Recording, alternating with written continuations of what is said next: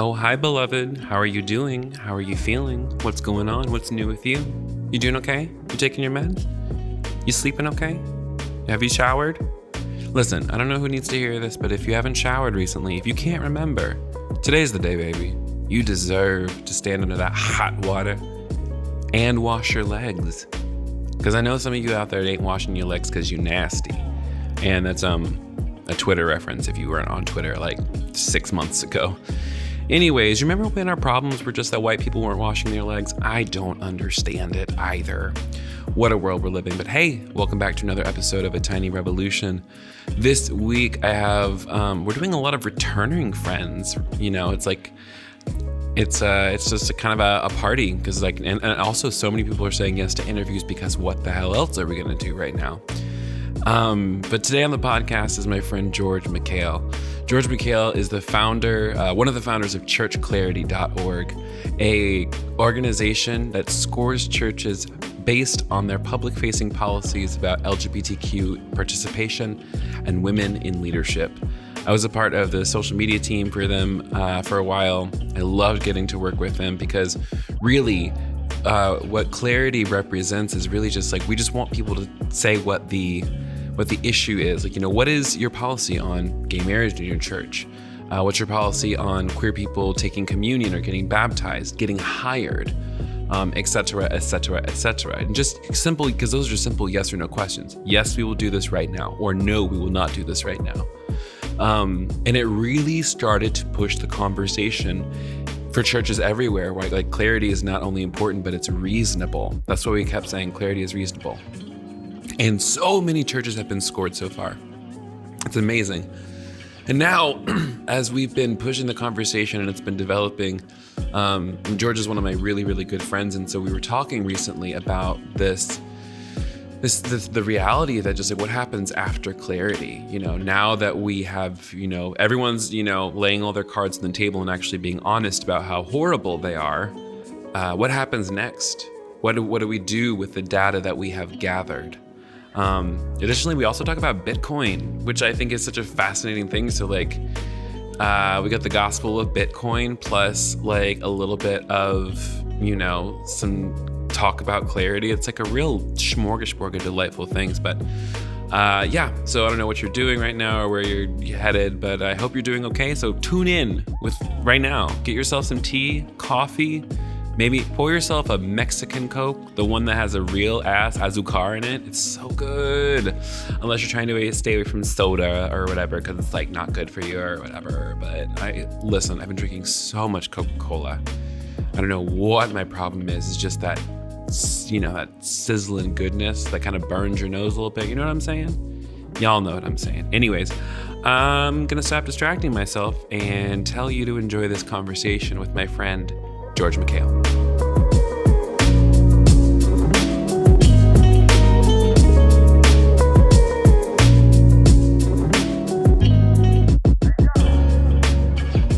You know, we've had a zillion thoughts, so literally you should start anywhere you want. We really should just start recording our FaceTime conversations that we have on it. We really should. Every other day basis. So yeah, I mean, since last time we chatted, I have had quite the experience in the church world. I think, you know, from an outsider's perspective, looking at Church Clarity, there's obviously a lot of momentum and a lot of, I guess, success, for lack of a better term, just in terms of like how many churches we processed, like how many people are finding churches using the Church Clarity database. Mm-hmm. But I think for me personally, my experience with the institutional church has just become more and more estranged. Right. So I can't remember exactly where I was at in terms of Riverside. I think you had just stepped away from Riverside last time we talked. Oh, really? Okay, but I probably wasn't talking about it publicly at that point. Like what? Like in terms. Yeah, of I don't think you were. So we should talk about that. I feel like that story. Sure. I mean, what happened? Because what happened at Riverside was bullshit. Like first, well, I can swear on this thing, right? Absolutely. All right, cool. Carl, who are you talking to? You just gotta keep it real. It was straight bullshit, and I think having some time to process since then. I'm realizing more and more that it was pretty traumatic of an experience on many levels. But I think the biggest level was that I went into that experience, I went into that job with a pretty vulnerable heart and posture towards the church, and so much hope and optimism. Like it was my literal dream job that I landed. Moved my family across the country, all that. Donald Trump had just gotten elected, and it was like, oh, we're gonna move to New York, and we're gonna change the world, and we're gonna fight this. Classic. Totally classic. With like the most progressive church on the planet, basically. And then you get there, and it's just not that. It's just like on so many levels, not that. And there was a lot of issues, but what I'll share just briefly about kind of why my time ended there was there was just rampant sexual harassment by one of the church council people that kept going unchecked, right? And it was just stunning to watch. Like, this is the height of the Me Too movement. This is a church that's rhetorically very against, the patriarchy and all that kind of stuff. But here we are, not even cleaning our own house. And so that was like, I had just launched Church Clarity, and the spirit of it was very much like a progressive movement. And then to be so disillusioned kind of behind the scenes with what's happening at Riverside, it was all really disorienting. Yeah, it sounds like there was this progress that was being made, like where you were like, I'm becoming this champion of saying, tell the truth to everyone about everything all the time. And here we are, and here I am also at the same time, not even able to stomach what's happening in my own congregation. Exactly. Because they're not living up to what, like I have my standards and my values, and we claim to have these standards and values, but we're not living them out. So Right. And it was just, and that's like, I think that goes like, everyone's a hypocrite, and like people like get really mad at the church for, being so hypocritical. But this is like a prime example of what we mean, of what they mean, and what we mean too. Like we say that we're, for protecting women, and then whoops-a-daisy, the church council member who has like, his hands in the pocketbooks of the church, or like is like a big donor to the church. It's so bizarre. Yeah. And I think it's a microcosm a little bit of just like liberal politics and the Democratic Party. I mean, what we're seeing with Joe Biden and oh my God, Tara Reid just kind of being ignored in this, because it's like, we'll address Me Too and we'll believe women when it's convenient for us. And that was kind of the approach that Riverside ended up taking. And it was very political. It was a calculated move by leadership to not like make a big deal about it. Like you can make a big deal about it to a certain extent, right? And then you just got to be quiet. Like, literally was told to stop putting things in writing about the incident because I was jeopardizing the church from a legal perspective, which is like, I'm sorry, you think I care about like the church getting sued and Rockefeller's money being drained by a little bit? Like, what?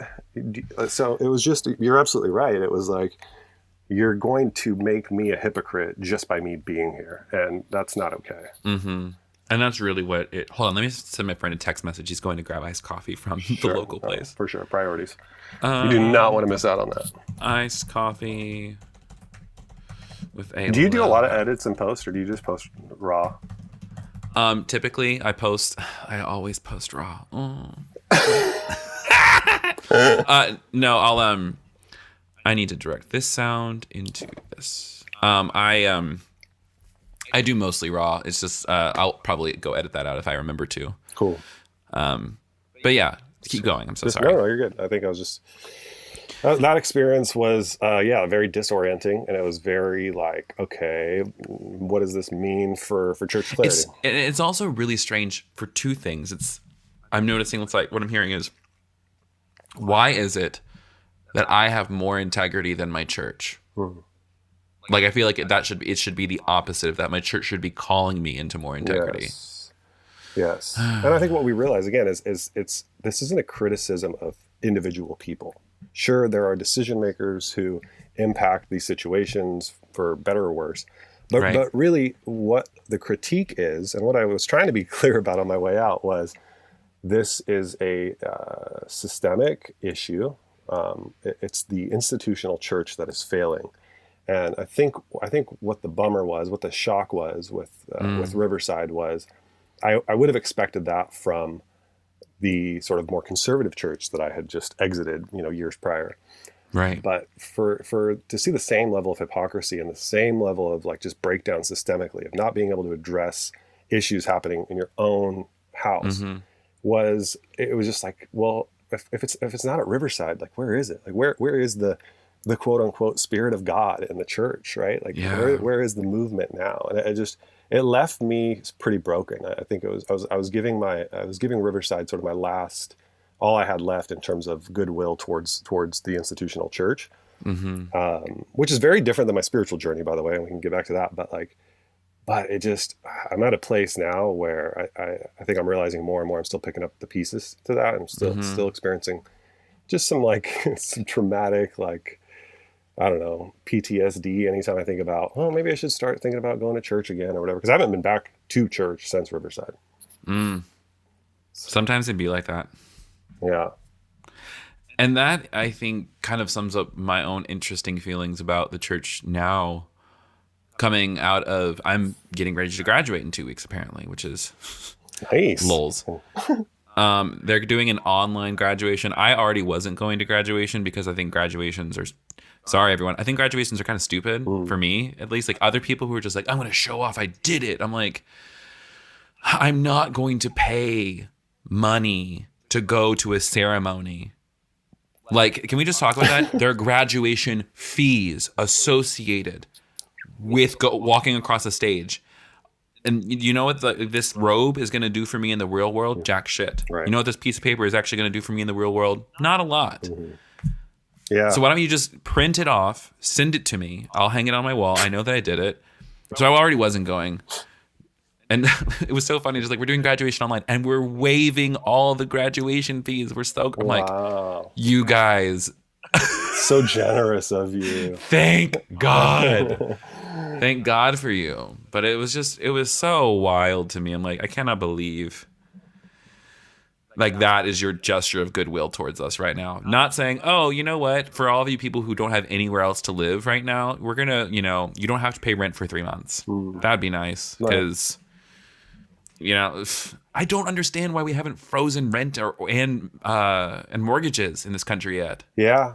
Well, I mean, there's a couple bills that are in consideration that talk about that. And obviously it gets to the systemic issues at an economic level. I mean, we're experiencing so many crises all at once, and all of our trusted institutions are breaking down at a spectacular rate right now. A spectacular rate. I mean, I don't know how else to say it. It's universities, like you said. It's churches. It's the entire Fed and what they stand for in terms of just like propping up our economy artificially for so long. It's starting to catch up to them. But I think just kind of going back real quick to wrap up this the trajectory of the story. I think with Church Clarity after Riverside.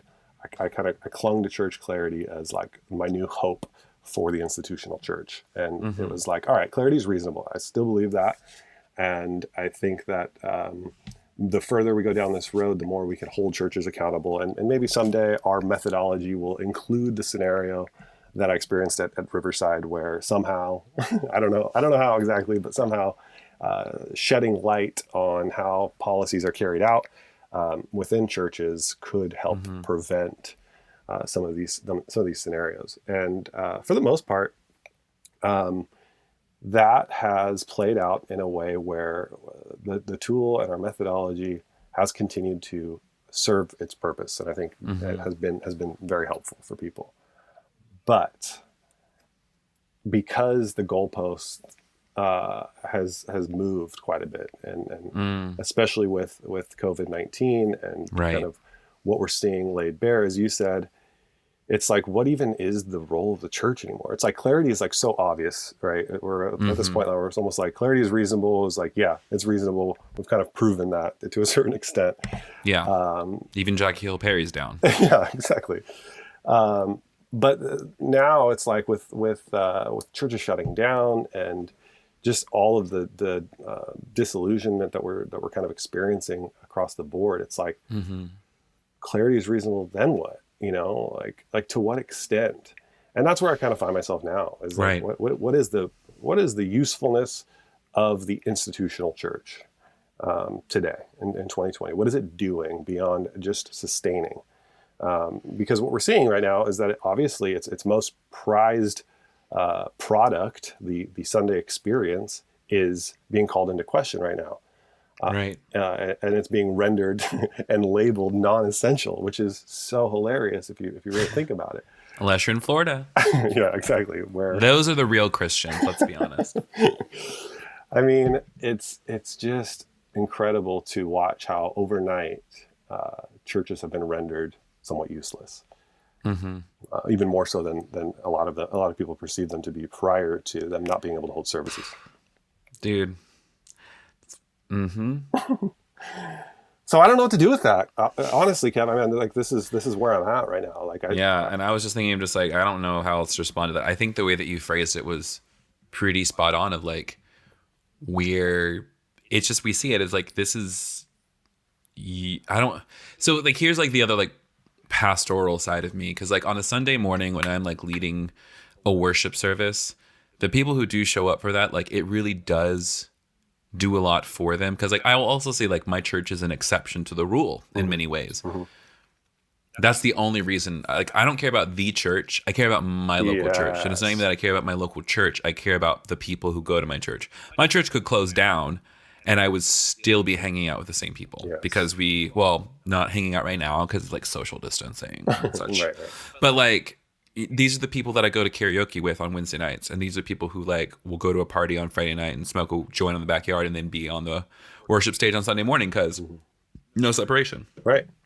Yeah. And I think that's a great point. I think that's another realization, is that, the local church still obviously has a lot to offer people. Community is still something that people crave. But it's almost like when the local church has any sort of affiliation or association with the capital C church, is when it begins to do all this performative bullshit. That just doesn't matter, whether it's appeasing board members because you don't want to, whatever, like I don't even know what the reasoning is to protect someone in that scenario, or it's to not be clear about your policy because you don't want to upset your top donors. Anytime the incentives of people who are making leadership decisions are aligned in such a way where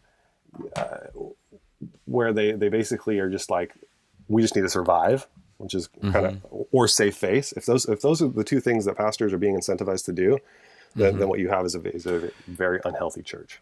Yeah, because the thing is that we know what healthy relationships look like, and we know what honest people look like just instinctively, unless we're being lied to, and we've been lied to our whole life. And so like, and especially if someone who is presenting something that's about them that's not true. Right. The thing about it is, I think that we're all noticing clarity is reasonable, like began the call, and then it's like clarity is reasonable, and integrity, I would say, like the follow-up statement, like integrity is essential.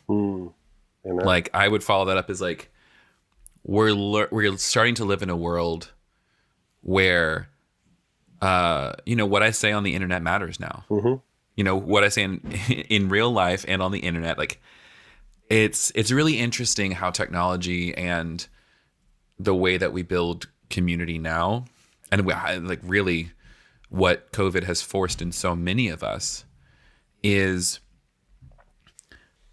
I think like we recognize like, what is true is going to be true no matter where you are, which is why like, you can have, our 15-30 people on a Zoom call on Sunday morning and it'd be a holy experience.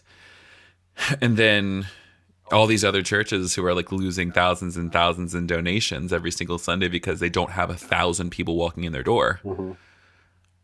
Yeah, I think it's like what you said, like, their number one product, their Sunday morning experience, is no longer viable. Right. And it also, like, I look at it as like, oh, you didn't prepare anybody for eventual, like, for actual living. Right. All you've been doing is anesthetizing them to their own pain. And now they're in the middle of all this pain, and now like they weren't prepared. Like what I love about my community is like we're so big on therapy and reaching out and self-care that like that's how we're getting through we're getting it through it together. So like I love, again, my local church, and that's what it could be. Right. That's what spiritual community could be. But it's not. And by and large, like I get, my friend was just like, my mother made me to like watch a Sunday service with her on Facebook from like North Point Ministries. And I'm like, I watched 3 minutes of it. I have never seen, like it was so dramatic. The camera, it was like watching a fucking episode of American Idol. Like big production, big movement, panning the camera. Yeah. And of course, like they pre-recorded it because they're not going to do that live because that's not how it works for them. Because why would they actually want to interact with people? Right. No, you can't get that. You can't get that level of quality if you do it live. And I mean, a quality production, I should say. Yeah, but I think this whole thing about local community being what we're all ultimately trying to get at, and what the current iteration of the institutional church distracts us from. It is kind of where I think humanity is headed next. I think another great example, you mentioned your church, sounds like is carrying it out perfectly. They're sort of unaffected by COVID-19 in that, what's truly mattered about the community continues to be revealed, and that you guys continue to gather and care for one another and all that kind of stuff. I think another great example of this is Forefront Church in New York. Yes. Where Sarah New, who was one of the co-founders of Church Clarity, shout out Sarah New. Yes, recently stepped down from her leadership position and just kidding. I'm just kidding. No, to take on a bigger role within the Forefront community, and it's been really cool to watch how the work that they're doing in response to this really is the church made manifest. It's the hands and feet of Jesus, so to speak. It's everything you're talking about, and they're also really being intentional, being in New York, obviously. Yeah. And I think the question that comes up for so many people, and for me, is like, why aren't bigger churches doing this? Because they're not interested in that. They're not interested in it. And it's obvious. They're not even a little bit interested in it because, again, their incentives aren't aligned in such a way for them to be motivated to do anything beyond what they've been doing. So it's like when they were told, all right, you guys can't have services anymore, it's like there's this immediate identity crisis that sets in. Like, oh shit, if I can't hold Sunday services, if I can't get up there and preach on Sunday, who am I? What am I going to do? It never occurred to a lot of them that, like, well, actually, the church exists in your local community for a reason, and that is to respond to the needs of your local community. So actually what Church Clarity did in response to all this really early on was we created a survey for the churches in our database to indicate how they were responding to COVID-19. So are you holding services in person? Like, this is before like the mandated shutdowns. Are you having online services? Do you have a facility that you're willing to make available in the event that local hospitals are overwhelmed and you need to make space available? Like, these are the kind of things that I feel like the church should be mobilized and activated for in times like this, to actually care for our neighbors and actually be there in crisis. And just the lack of response to this in a really meaningful way and at a I guess national level is really eye-opening. Yeah, it is eye-opening. For some, it's you've got like, I'm covered in the blood of Jesus people who are just so insulated in their little worlds that they can't see anything fearful. Otherwise they'll shut down, apparently. I don't know, like, why are you the way that you are? There's that person. And then there is, I don't know. It's like, I have this pit in the middle of my stomach because I'm picturing that one conservative pastor who is literally yelling at the camera, COVID-19. Oh God. And there's like, yeah, breath of God. I'm like, what are you doing? Jesus said, don't pray in public. This is what he was talking about. You look like a fucking idiot. Do that at home because other people in the world don't understand what you're doing, and you're making a mockery out of prayer, if I'm being honest. And the name of Jesus and Christianity and the Bible and all of it. It's like all, and like it's like you're a fool. We've become a laughing stock, you know, and I think, and that's why there's so many of us like, oh, I'm not like there. That's why I'm just like, oh, I don't want to be a part of the church anymore, because I'm just like, this is a joke, right? Like I can't take them seriously anymore, and I don't, and so that's why there's so part of me that's like, am I a part of the church anymore? Not part of the institutional church. I think I'm more increasing. The eternal body of Christ, the mystical body of Christ. Yes, amen. I'm a part of that. Absolutely. We are the church, after all, is what they keep telling us. But then they're like, you are the church. Can you also give us 10% of your income so we can keep like the lights on? And it's like, wait, like, what? No, shouldn't you give me 10% of your income? Right. Exactly. Since I am technically doing the work? So they've become like this other layer of government. It's like, we already have one government. I don't need to be taxed by you guys too to provide no value. Oh, read them. So I just think like there's a lot of great pastors doing great work. You know, again, Jonathan Williams, Chris Romine, Adam Phillips in Portland. Like there's a zillion really great people. Cody Deese, my boy Cody in Atlanta. Ugh, we love him. But like, and the reason they're great is because they share a lot of these sentiments. So they see it, they get it, and they're like, how do we evolve from here? You know, what does a cohesive movement even look like among the is that even possible? Like, that's the question I'm asking more and more from a church clarity standpoint. You know, part of the vision with church clarity really is to ultimately, yes, call out harmful ambiguity, but even more than that, it's to highlight integrity, as you're saying. It's to highlight the verified clear churches who are willing to disclose their policies and recognize the value of being clear.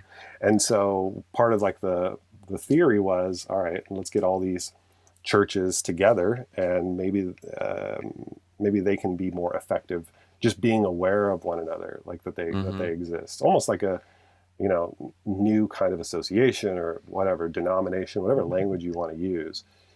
But I'm just like increasingly skeptical that there's enough energy and momentum among churches who have been sort of faithful in that regard. They've held their integrity. They've not gotten caught up in the big production or trying to keep the big donors happy, but they're really trying to faithfully serve their communities. And that's more than enough for them. You know, like the idea of trying to partner with another church or trying to be a part of something bigger than their local community, it might be a bridge too far. And I think that's okay, actually, is kind of what I'm coming to. But it is a paradigm shift from kind of what we came out of, I think.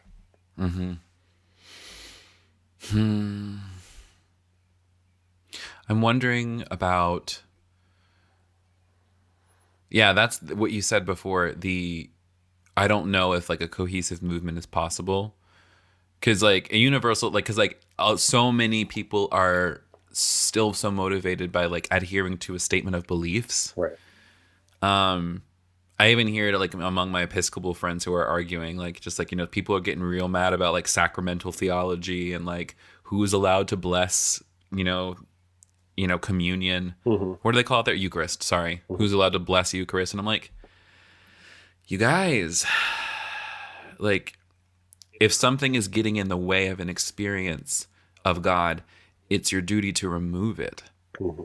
And if I've said this to a couple people, it's like, your spirituality is only as good as it is helpful. And so I think this is showing us like what is valuable and what is not valuable. Right. Yeah, and I do think like with the Episcopal Church, like I want to be careful not to throw the baby out the bathwater. Because I think about the Orthodox Church, the Coptic Orthodox Church specifically, the tradition that I came out of, and you know they were actually one of the first churches that I saw that started taking this seriously and started like making adjustments and even canceling services, which is unheard of. I mean, you're talking about a church, one of the oldest church traditions on the planet, that like rain, shine, like, or even death, like to the point where if a priest is performing a service and he dies on the altar, the deacons are instructed to continue service until the end. Like, that's how intense they are with making sure that the liturgy goes on. And they're like, yo, we should probably, not hold services this week. And so I was talking to one of the leaders at Church Clarity, Jess, who's an Episcopal priest in training, and they're saying that there is something about the importance of space and time and being physically present that is really kind of like the whole point of the Eucharist. Right. And there's something about not wanting to just kind of, let's just do it on video because we kind of have to right now. There's something about like resisting that temptation that I think is a little bit like beautiful. Yeah. I don't know. When explained in that way, I really like it. But I get what you're saying too. Like, if that's not part of your personality and you're just trying, you're just creating barriers for people because you want like control.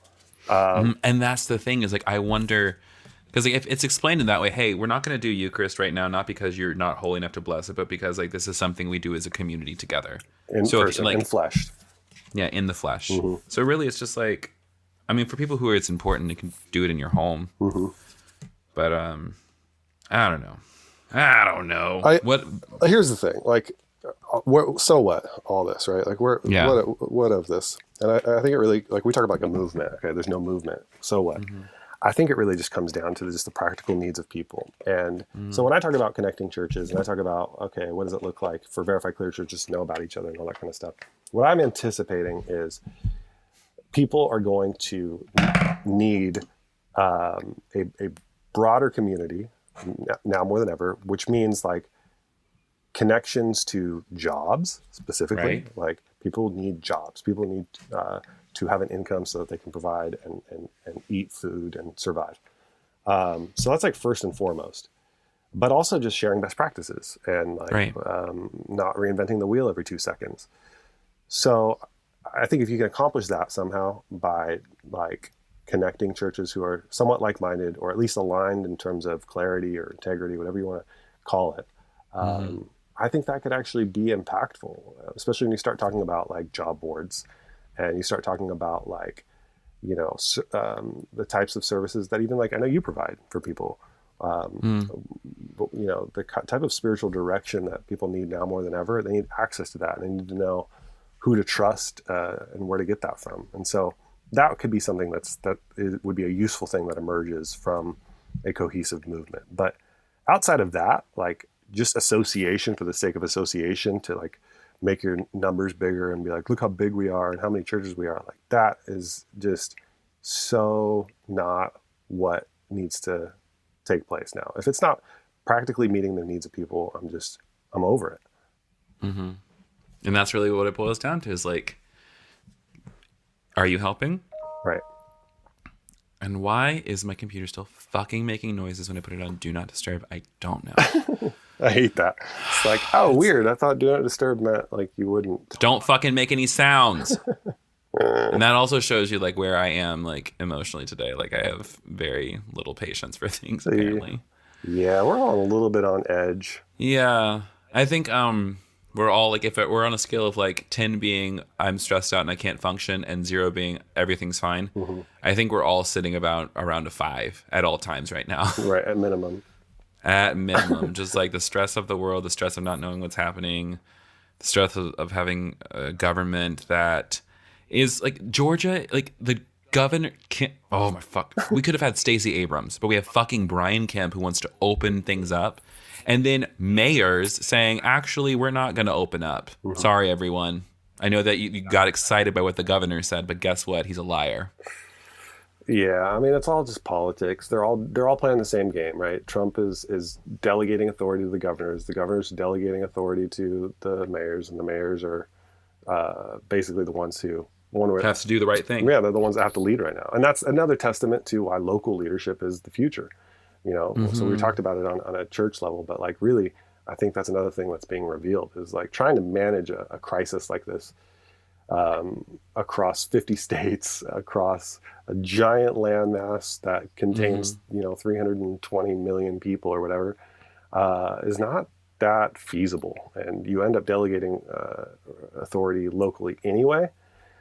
So I think that's something to pay attention to is where all that goes. Yeah.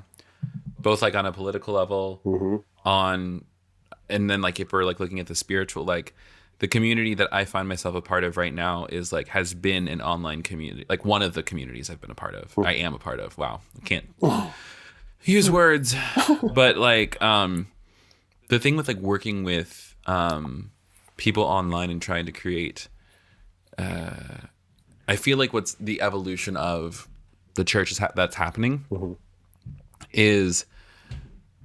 Well, like, for example, like my last sermon I just preached, today's Thursday? Yeah, yesterday. Feels like 47 years ago. I preached my last sermon of seminary, and thank you. Coffee has arrived. Blessed be the fruit. May the Lord open. Too soon. Pussy. Too soon. Oh my God. The thing is just like, this is why I'm getting my passport ready, because I am fully convinced that like, if 2016 pans out the way triggered. If 2020 pans out the way 2016 did, I'm out. I'm out. I'm gonna go somewhere. I don't know where I'm gonna go, but I'm gonna go there. Yeah.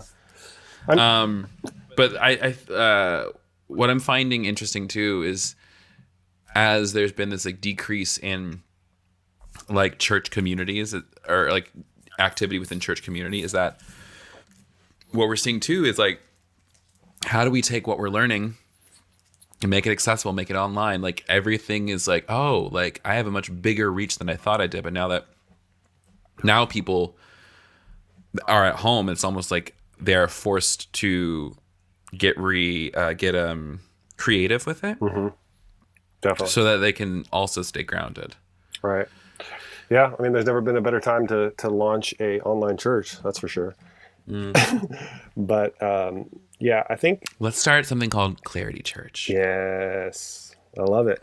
Don't tell me. But not associated with Church Clarity though. Totally different entity. Right. Absolutely. But we would be verified clear on Church Clarity for sure. We would actually be on the top spot at all the times.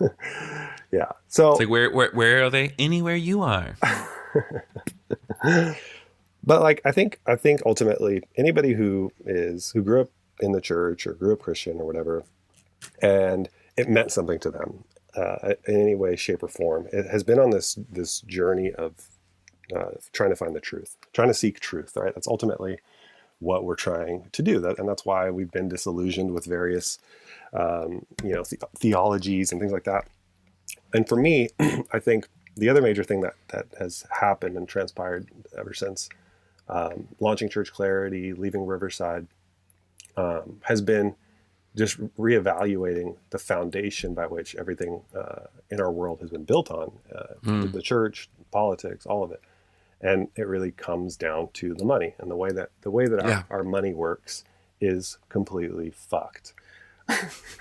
And go off, sis. We're ready for it.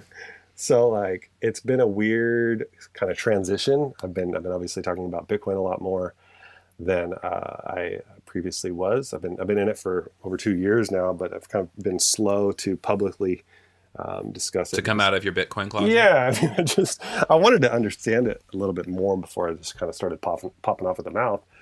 But now, and especially with COVID-19, like it has become very apparent that what we're doing is not sustainable. The money that we have is not our money.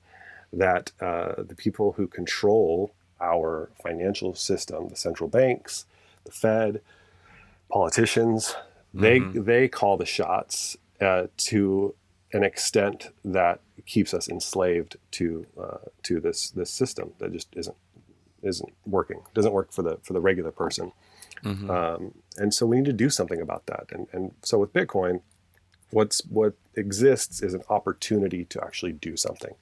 And so I'm all about practical solutions, as I've been talking about, and that's why I'm so attracted to Bitcoin, because I think the most important thing people can be doing right now is asking really hard questions about money.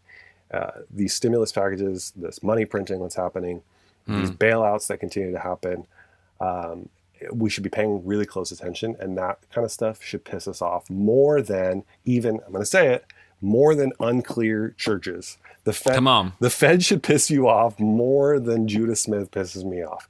Like, it's that level of, we live in generational shifting times. Like, what's happening right now is akin to the American Revolution or the Great Reformation. Like, all of those were accompanied with major advances in technology, and here we are again. Information is becoming ubiquitous. People are asking more questions. People are becoming more curious. And on top of that, you have this tool now in Bitcoin that's been created, that's been out in the world for 11 plus years, with becoming more secure and more diversified with each day and more valuable. So I don't know how much you want to get into Bitcoin, but I did feel like I wanted to share at least a little bit about kind of like my journey and my emphasis on that being like more urgent, I feel like, than anything else. No, like, and I think that is an important thing, because the thing that scares, like you've pointed it out to me, and it all scares me, is that like it shows a few things. It's one, money's not real. Like, we have, like, and the proof is, all of a sudden we have a country who is sending $1,200 checks to everyone who paid taxes last year, which means that universal basic income is not only possible, but apparently we can just do it with the snap of a finger. The second thing is just like printing all these money to bail out all, like, why are we bailing out the airline industry again? Why are we bailing out cruise lines? Anyone. Yeah, anyone. I mean, unless regular people, just like, Right. You can't tell me to stay home for 3 months and not allow me to go do work, and then ask me to pay back. Oh, we're going to put a furlough on your, like, it's like that fucking video you sent me earlier. Yes, so good. Just like, how are you going to like tell me, like, you don't have to pay your rent for 3 months, but then in the 4th month you have to pay back all 3 months of rent when I haven't been working for 3 months, Brenda? Like, Right. And it isn't that, I don't know that money isn't real. It's that our money isn't real. It's that. yeah, the US dollar. Yeah. It's just fiat currency, which means money by decree, which means whatever the government says it is, it is. So fiat currency that the government owns basically funds our wars. It funds any sort of policy that we like or don't like. But now what they're showing is that, like you said, it's all arbitrary. So listen, if you're going to print trillions and trillions of dollars, what are we even arguing about anymore? Like, why even get together at Congress and fight for these bills and your pet projects or whatever? Why not just like fund them all? Just fire up the money printer. Yeah. And the answer to that question is, if they just made it rain on us all, then we would actually be a little bit more free than we are, right? But so they give you just a little bit to make sure that you don't become so free that you quit your job and you go, create art, or you go. There you go. You know what I mean? You get so free that you're just like, you know what? I think I need to pursue my passion. Exactly. You start waking up and you start asking questions. Right now, they have us in this matrix where it's like, you get up, you go to your job, you come home, you eat dinner, you watch TV, you go to sleep, you do it again. And they want to keep that system. That system works great for the powers that be, and they want to keep that going. So they also want to avoid riots and revolution and social unrest. And so these stimulus checks are like a release valve, right? And I think that what's going to happen is, I'm not the only one, thank God. Sorry. You're fine. My mom's trying to FaceTime me. Sorry, Mom, I'll call you back. What's going to happen is as the dollar gets devalued as a result of just increasing the money supply, and people keep waking up to like, hey, wait a minute, why, kind of the stuff we're talking about, why don't you just fund everything? If you're going to fund that over there, if you're going to fund Carnival Cruise Lines, for God's sake. Fucking Carnival Cruise Lines. Also, like, the cruise line industry is just like not essential, ethical. Yeah, that too. Like, the amount of like there's so many like workers, and so like, because they're not technically on US soil, wow, my southern accent, because they're not on US soil, they can pay jack shit to their international workers who are aboard. Right. Yeah. That's bullshit. Well, and so here's the thing, and this is why I'm so passionate about Bitcoin, is because at its core, It is a money that is not owned by anybody. Nobody controls it. Nobody arbitrarily gets to print it. There are 21 million Bitcoins that will ever exist in circulation. We're up to about 18.3 million or something like that currently mined. So we're almost, and then the last 2.5 mil or so is going to take another 100 years to mine. So the supply schedule is still going to take a while. So this is really well thought out, pre-programmed, decentralized money that nobody owns. And that right there provides the opportunity for a non-violent revolution, something that's never existed in history.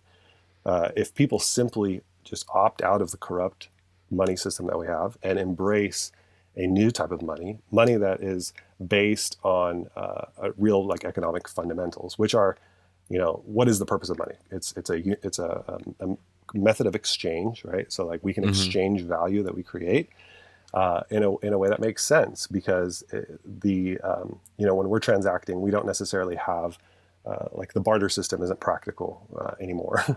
We're too complex of humans, and so having a medium of exchange that is reliable, that is what's considered sound money, is something that would fundamentally reshape society from the ground up, because you don't have bureaucrats who can on a whim print a bunch of money and then go to war, because that's the only way to fund wars. I mean, fiat currency was created by the Bank of England in order to fund their wars all across the globe, and so we need to move away from that. And in a way, and the only way to do that, I think, is to recognize that the government doesn't have to control our money.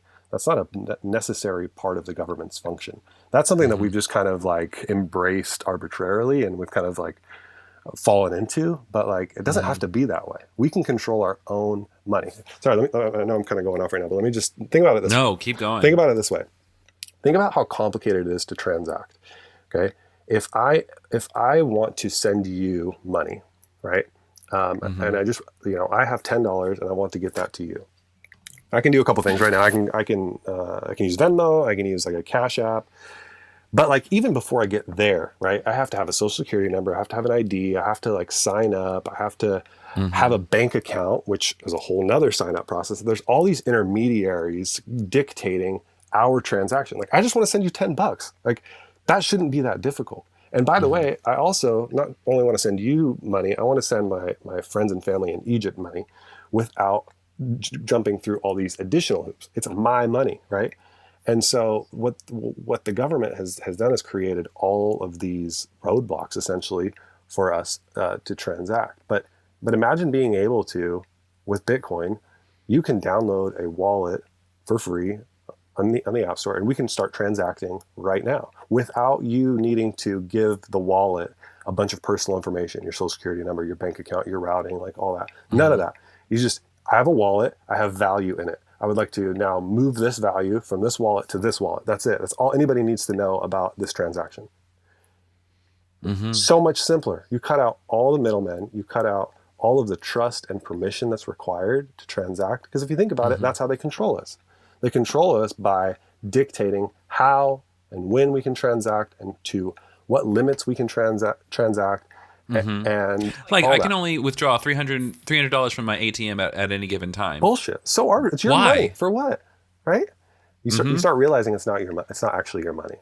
It's the bank's. Not only is it the bank's money when they're holding on to it, it's the federal government's money when they decide they're going to print a bunch of it. Like, what do you think it does when they print $3 trillion? What does that do? It's called dilution. It means that my dollars are going to be worth less in the world. Exactly. And that takes time. And there's, all these complicated economic layers to it, with the US dollar being like the dominant, it's the global reserve currency. So it's going to be strong for a while, even though they're printing all this, but at the detriment of every other currency on the planet, every other country on the planet.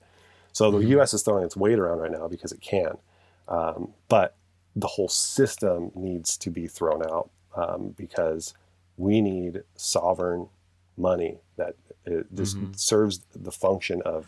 What's so interesting is like you saying this, like when you first were telling me, just like this, like would like centralize in like or it would decentralize money and give it the power back to the people. And I'm already thinking, I'm just like, this is what my mother would say is the mark of the beast. Yeah, totally. Well, because it's just like they said, like, because again, like my fearful upbringing is just like, you have to have this one mark to do commerce. I'm like, you know, and they're just like, the Antichrist is going to bring about one world order and bring about one government, and everyone's going to be peaceful and one religion. And I'm like, it sounds pretty dope. If I'm being peace, yeah. and not dying, like that sounds, sign me up. Yeah, but I think actually I'm glad you brought that up, because I think what you realize when you really go down that rabbit hole is, in my opinion at least, USD is the mark of the beast. Like, yo, come on, say it. Like it's evil, corrupt money it funds mass genocide and corrupt politicians. Unless you have it, you can't do anything in the world. Exactly. Wow, it is the mark of the beast. It's absolutely the mark. In the whole, and the U.S. dollar is valuable everywhere, anywhere you go. Anybody takes the U.S. dollar, and it's the only currency that's like that. So that's something to pay attention to for sure if we want to talk about theology. Now, what we're going to see with post-COVID stuff is the increased digitization of the U.S. dollar. So they're going to move away from paper money more and more, because paper money is, you can still execute pretty anonymous transactions with paper money. So that's less control that they have over you. So if it's digital, then the more digital they it can is, track that, because exactly. Here's the thing, just like I got to pay my weed dude in cash. Exactly. That's the rules. Yeah, exactly. Otherwise, and that's how they keep, their will in place, by like not letting the weed dealers open up bank accounts. They arbitrarily pick, or like sex workers, or anyone who they politically deem unfit, to receive business, to receive the mark, they exclude from the system. And so Bitcoin offers a solution to that very big problem. Not only that, sorry, let me just say a couple more things. No, you're good. I'm loving this. 21. I'm getting a huge education right now. This is good for me. Yeah. Okay, good. So 21 million Bitcoin ever will exist. Okay. This is the invention of digital scarcity. And this is what most people don't understand. It's like the most important part of all this. So what's the opposite of printing money? It's having a fixed supply. And what is that going to do to the value of Bitcoin over the years? Bitcoin is a long-term hold, first of all, so it's not a speculative asset like a lot of people think. Like if you listen to this and you're considering maybe I'll jump in or whatever, don't think of it like, okay, I'm going to buy it today at whatever, $7,500, and it's going to go up to $8,500 and then I'm going to sell. No, that's not it at all. That's extremely boring. Most people who are long-term, holders of Bitcoin see this as a 5, 10, 20-year play, where literally society is going to be overturned by what happens when people realize scarcity, right? When you can't buy it anymore, or when it becomes increasingly difficult to buy, forget about the value for a second. That's going to be the thing that drives the value, because I have some Bitcoin. I'm not selling it, because I understand the value to me is different than when I look it up online and it says what like the US dollar value is. That has really very little to do with how I perceive the value of the Bitcoin that I hold. And so I think our relationship to money is fundamentally being called into question and being changed. And so I think when people realize the scarcity aspect, they will realize the value proposition. And Bitcoin has a lot of upside in terms of the number go up, like the value of it actually going up. Yeah, because I'm also thinking like this is in some ways when it's really like you've said this to me, it's opting out of the system, and really like that is the only, because like the game that we're playing, only one kind of person wins. And if another person, like say like if I make it, if I happen to get really rich, which like low key kind of hoping for that, because I deserve to be blessed and shit. Just kidding. But what you're talking about is like, if money really is power, and it really is in some ways, when you take it's only powerful because we've invested our power into it. Yes. So Bitcoin and changing the rules of how economy works. Because like money's not technically evil. It's just that when all the money just lives in one place and isn't flowing, that's the problem. Yeah, when it's hoarded, and when people have people at the top have access to the money printer. That's the real problem with printing money. Isn't even so much the inflation that it's going to create. It's the inequality that it furthers, because guess who's going to get first dibs? It's Steve Mnuchin. It's it's all the corporations. Like, they get first access to all that money. It's all the banks. And so, meanwhile, why am I not bailed out? Right. I haven't done anything wrong. Right. That's exactly it. And so it's just not just. It's an unjust. I'm reading a great book. I highly recommend. Very heady. It's called The Ethics of Money Production. And it basically just explores this idea of how unethical it is to basically delegate the responsibility of the money creation to a group of people without the consent of the community of users. So in other words, if you want to pass a bailout, a $3 trillion bailout, then guess who should be the ones voting on? That should be something that would be like a referendum where everybody gets a vote on whether or not you're allowed to print this much of my fucking money. You know what I mean? Like, don't just tell me you're going to print $3 trillion and you're going to give me 1,200 or whatever the hell. Like, that's not your call.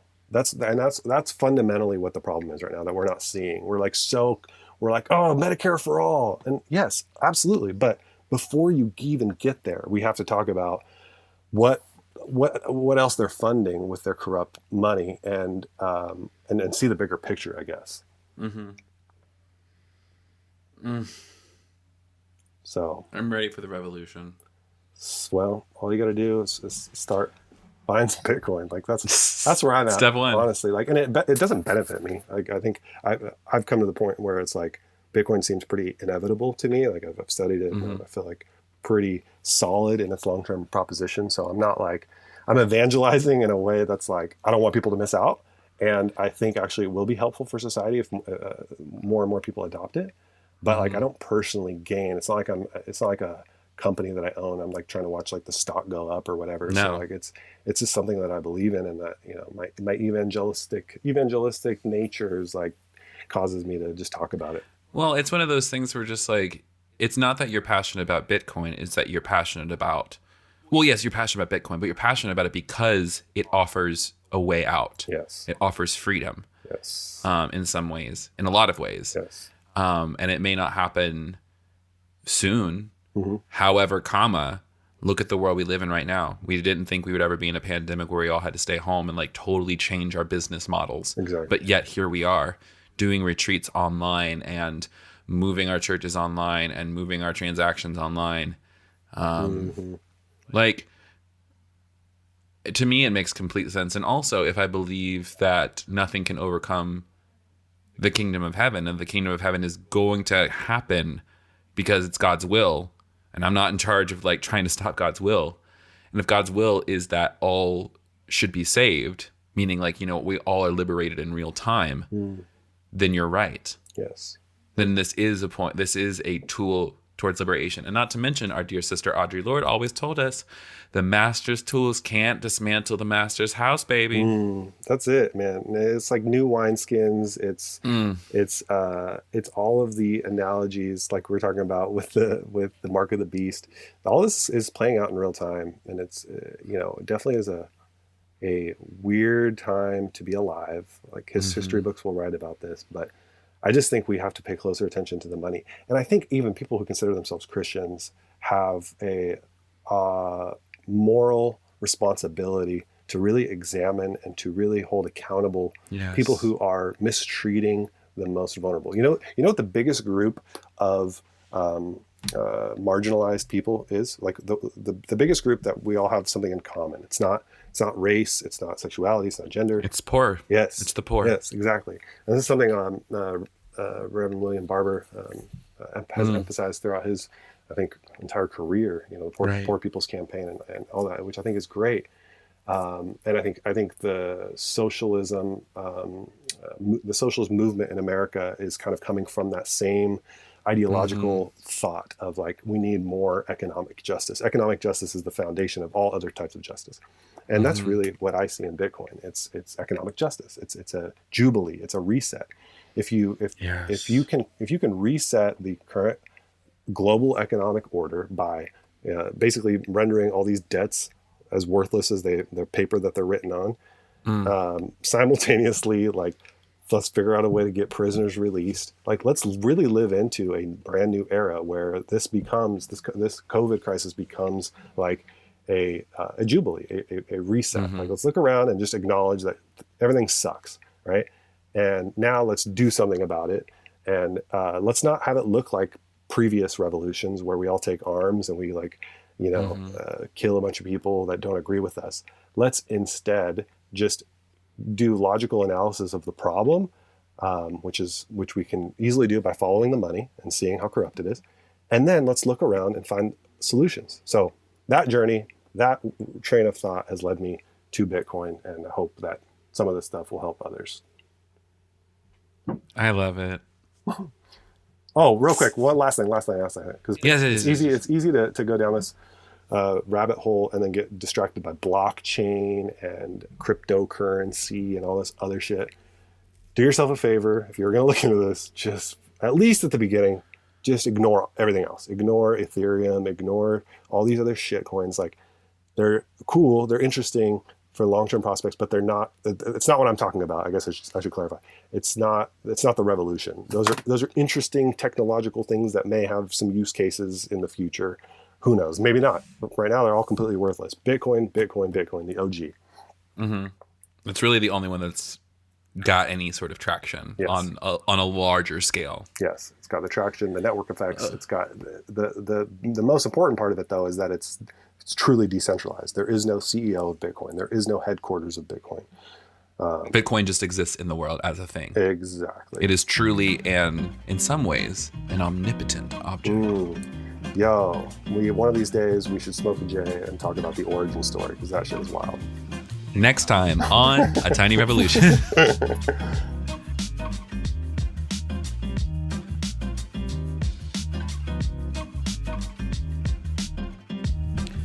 That was my conversation with George Mekhail. If you liked that and you want to follow more of his stuff, you can follow him on Twitter at @GMekhail. That's GMEKHAIL. You can also check him out churchclarity.org and Church Clarity across social media. George, thanks for a great time. Thank you for an honest conversation, and I love you. You're a wonderful human. Let's do this again, please. And with that, let's go ahead and wrap up the show. I need to tell you, if you like this show, if you think it's important, if you want to have more conversations and more content like this, or just you like me and you want to support my work, you can do that really easily at patreon.com/thekevingarcia. There are some new perks happening. There is workshops. There are mugs. There are stickers. There's so many great little perks, and I'm even designing an exclusive sweatshirt just for y'all. So if that is something you're into free shit, and you're into prizes and into extra content, and if you just want to become a part of making the world a better place, you can go to patreon.com/thekevingarcia and learn more. Thank you so much to everyone who supports the show and makes this work possible. I love you. You're incredible. Another way you can support the show, leave us a rating on iTunes. It does help it. And then also share us on social media, because how many people still do not listen to podcasts still? Too many people. I think that's everything. I love you. Make sure you're taking your meds. Make sure you're going outside, getting in the sun a little bit. Make sure you're moving your body in a way that feels good. Make sure you're eating. Take a shower and wash your legs. Listen, y'all know who you is. Make yourself a smoothie. I love you. This has been another episode of A Tiny Revolution. My name is Kevin Garcia, and I'll talk to you next time, babe. Bye.